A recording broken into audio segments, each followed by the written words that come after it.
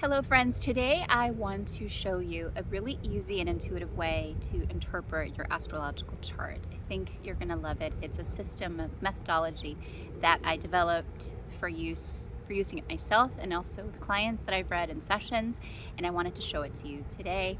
My name is Aleandra. I'm a mystic, I'm a mom, I'm a curious soul on the path just like you most likely. And in this channel, we talk about what it means to walk in magic. And for me, that's always an interplay between really living in this present moment and appreciating the beautiful gifts and lessons and, sometimes messy, sometimes magnificent that life brings to us. And also this idea of what it means to explore the unknown and become more and more comfortable with opening up to the unknown, because that really is where the big miraculous leaps will happen in our lives. And the more open we are, the more gifts I think that we'll see in our lifetimes.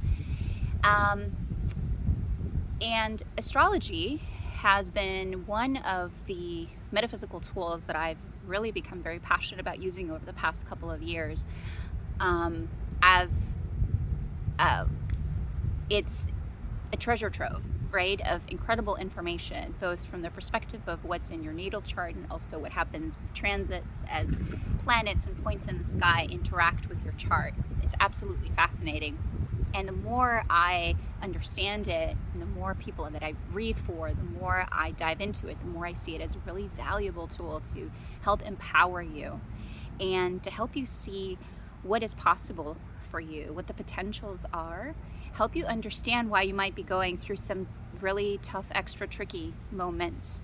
And it's just absolutely amazing. So whether you're really well versed in astrology, or you're just curious, or you just happen to read your sun horoscope every now and again, keep listening, because I think you're going to enjoy this way to interpret your chart. So your chart has lots of different points, and astrology is all about weaving all these points together. It's basically like understanding a whole new language and putting it together in a way that where both you're interpreting everything that you're reading, from the themes, the archetypes, what each planet represents, point represents, house represents, aspect, whether it's a conjunction, a square, all these words.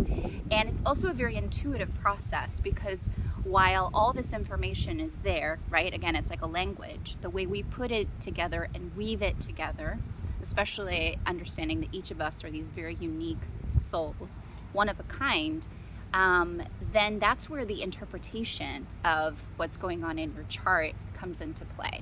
And it can be daunting to, look at all of these points and go, what the heck, where do I begin? So this is why I came up with this. Now, the acronym for this system is ROAR. And I'm actually recording it today because it's the start of Leo season. So I wanted to do something to commemorate the beginning of the season that I think holds a lot of promise for all of us. And personally, I'm really excited about the energy that's coming up in the space and time. So ROAR stands for root, open, activate, and rise. Quick story, I came up with this as part of a workshop that I did 2 years ago for Lionsgate, August 8th, 8/8. I did a workshop for Lionsgate 2 Augusts ago, and I came up with this whole ROAR system. It just, came through in one of those beautiful moments where it just all seemed to make sense in the framework of what I was teaching that day. And then the following August, I had this other flash of inspiration, because I realized that the framework that I had come up with actually fit really beautifully with your sun, moon, rising signs and your north node. And it was one of those moments when it was like, wow, it just, boom, synchronistic moments where it all came together. And so I began to use the ROAR framework and methodology, basically layering it and filtering my chart and then other people's charts through it, and seeing how potent it was, how much it made sense. So I got really excited about it. So it's now one of the things that I offer. But I wanted to teach it to you today so that you can have it handy as well. So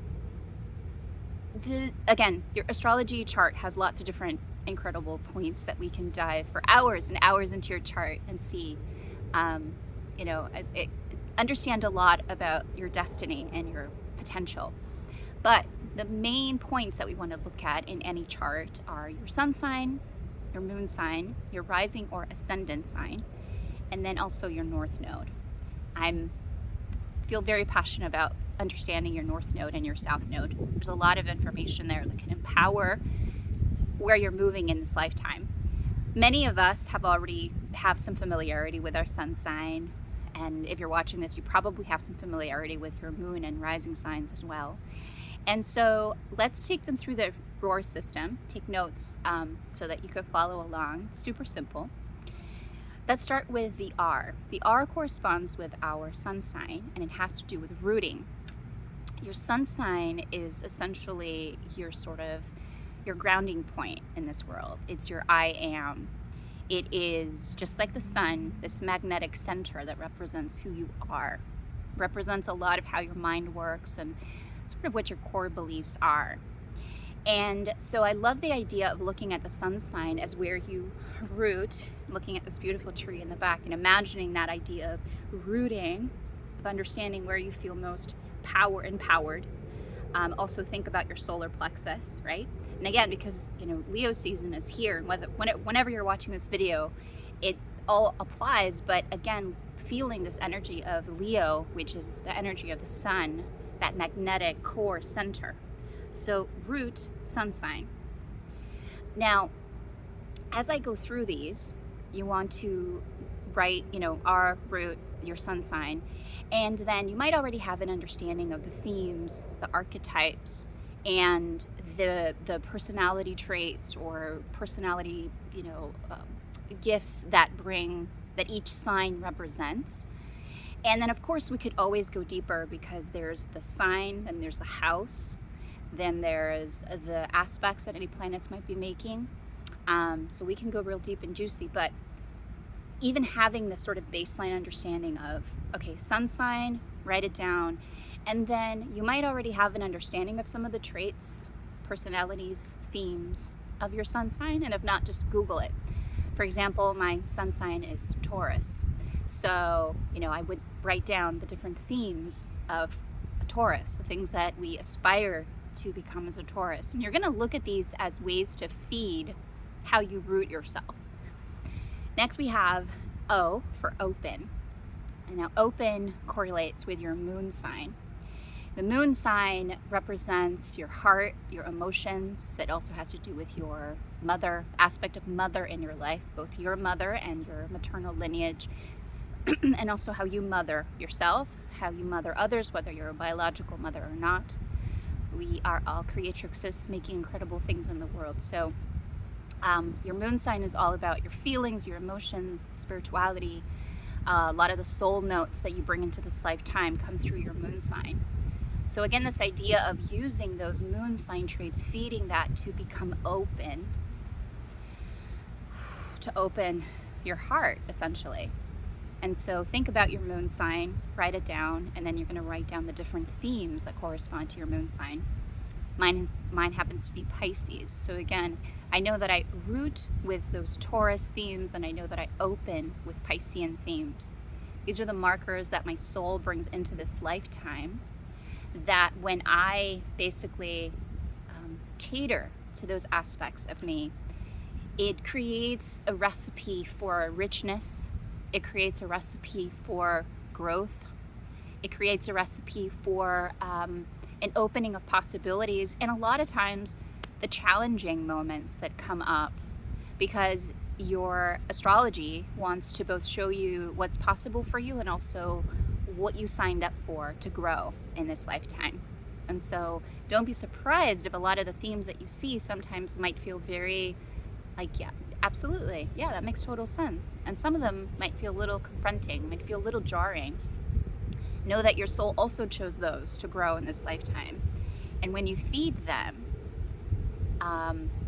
that is where you will find the most ease and sense of freedom. And now, obviously, the ease sometimes comes after having your butt kicked a few times. So it doesn't mean it's all like, oh, rainbows and butterflies. But through the breakthroughs, through the breakdowns, then you reach points of ease, because what we're doing is we're also releasing a lot of the stuff, that baggage we may have picked up along the way that we really don't need. So it also points to that. Where do you get to focus on to release what doesn't serve you? And obviously those moments might have some confrontation or resistance to them. Keep moving through. Okay, so we've got root, open, and then we have activate. Activate is what I correlate with your rising sign or your ascendant sign. Now, if your sun represents that sort of core that I am, and your moon represents your heart, your rising sign are basically like the rays that you project out into the world. Your rising sign was that sign that was visible on the horizon, the first one when you were born. It's basically your entryway when people come and experience you. It's the first energy sort of that they experience from you. It's the entryway into the house of who you are from an astrological standpoint. And all of the wonders that you come to bring to this lifetime. Your rising sign is the way that you project out into the world. Again, it's what people experience and perceive of you. So I love thinking about your rising sign and feeding that sign, those themes, that archetype, so that you can activate the things that you want to create, bring things into momentum. So in my, for example, for me, my rising sign is Sagittarius. So I look at it through that filter of, okay, well, activate means, let me look at the Sagittarius themes. We can also look at the different elements that are associated with the signs. And again, looking at house placements and all that stuff is an extra step. But at the very least, I know that I understand the Sagittarian characteristics. I understand the Sagittarius energy. And so I know that for me, big points of activation, of momentum, can happen when I lean into those, when I feed those for myself. So we have root, open, activate. Last but certainly not least, we have rise. Now, we're all pretty familiar with sun, moon, rising sign. If you haven't, then absolutely connect with these three, fall in love with these three, because they help to really paint a picture, a holistic picture of who you are, who you can be. And then there's the rising sign, which I correlate with our North Node. North Node and South Node are fascinating points in our charts. We all have a personal North Node and South Node, and we're also always moving through a collective North and South Node. You may have been hearing a whole lot this year about the North Node in Taurus, South Node in Scorpio. So our North Node represents our karmic destiny in this lifetime. It represents basically like your North Star. When your soul signed up to, come into this lifetime, it said, I want to learn about all of these things. I want to learn these lessons. I want to learn these joys. I want to learn these hardships. I want to become more well-versed and well-rounded in this collection of topics. And here is your chart. And so you come from all of these things that you've experienced in past lifetimes, at least this is my belief. And then you come onto this lifetime and you say, okay, these are the things I want to learn. And then you have these points and this chart that both illuminates what you want to learn in this lifetime, how you can learn it, what challenges you might face throughout, and where you can really rise. And so your point of rise is your North Node. This is what sort of this ultimate experience that your soul wants to live in this lifetime. This is something that your soul is really craving to understand, to embody.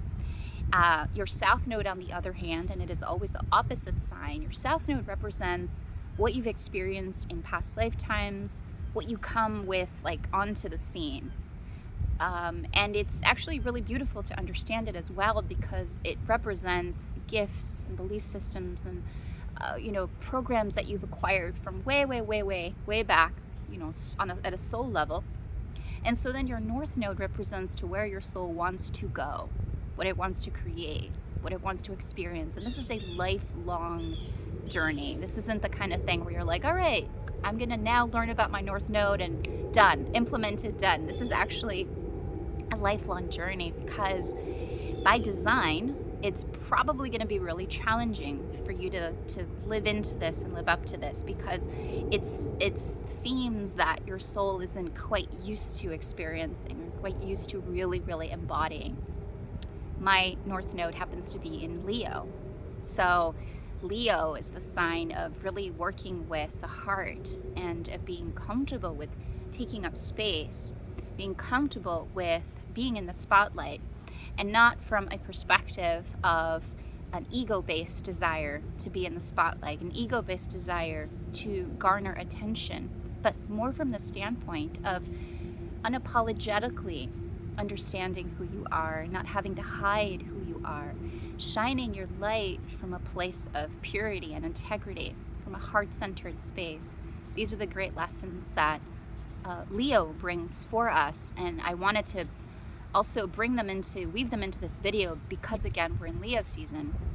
Whether you're in Leo season or you just want to work with those Leo energies, because you might have some planets or points or things that are in Leo for you in your personal chart, but if not, we still have a house basically on our chart that Leo is ruling.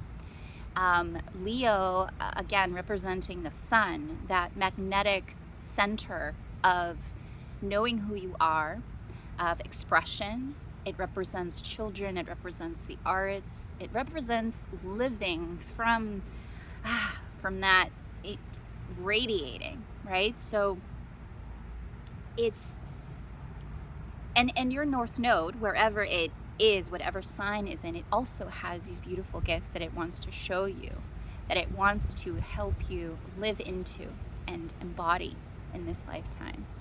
And so there we have root, open, activate, and rise, our ROAR acronym.